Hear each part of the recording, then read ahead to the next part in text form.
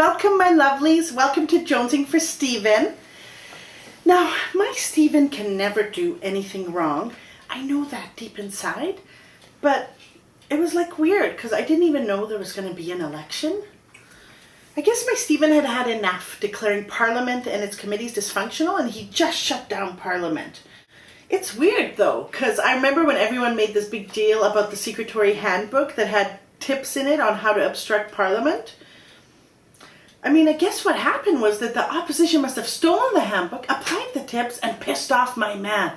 Oh, he must have been mad. That's how decisive men are.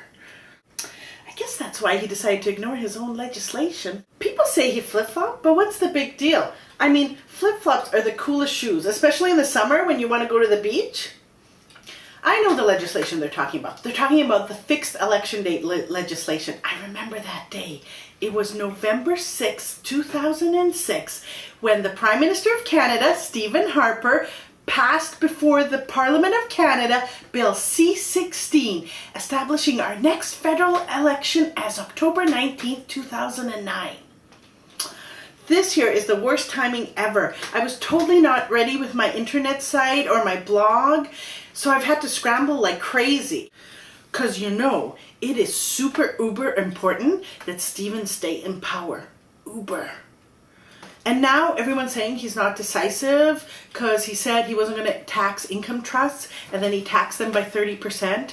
And he said he was going to uphold the Atlantic Accord and provide 100% clawback protection, and then he eliminated the protection. And then he said he wouldn't debate if Elizabeth May was in the debate, and then he would debate if she was in the debate. Palios, all this means is that his decisiveness is so decisive that he can decisively decide whatever he wants. It's all for us anyways. I mean, he has our best interest in mind. When Stephen Harper makes a decision is made until he makes another decision. So I call this page my Decisive Man. Gosh, wouldn't it be great if all men were decisive? I am so tired of dating passive guys. Like these two guys in Calgary, I was internet chatting with them for like 2 weeks, so it was clear that we were in love. And I was like, do you want to go out for dinner? And I got sort of like, okay, and nothing. And then I was like, okay, well, do you want to go out for a beer or a coffee? Oh yeah, sure. And then nothing. And so then I started texting, and I was texting in the morning, and I was texting at night. And then I started calling because I was getting no answers. I was calling at night and calling in the morning. And then all of a sudden the phone was disconnected. What? Not with my Harper. My dreamboat is a dreamboat, and that's why he needs to get reelected. Go, Stephen! Go, Stephen! Love you.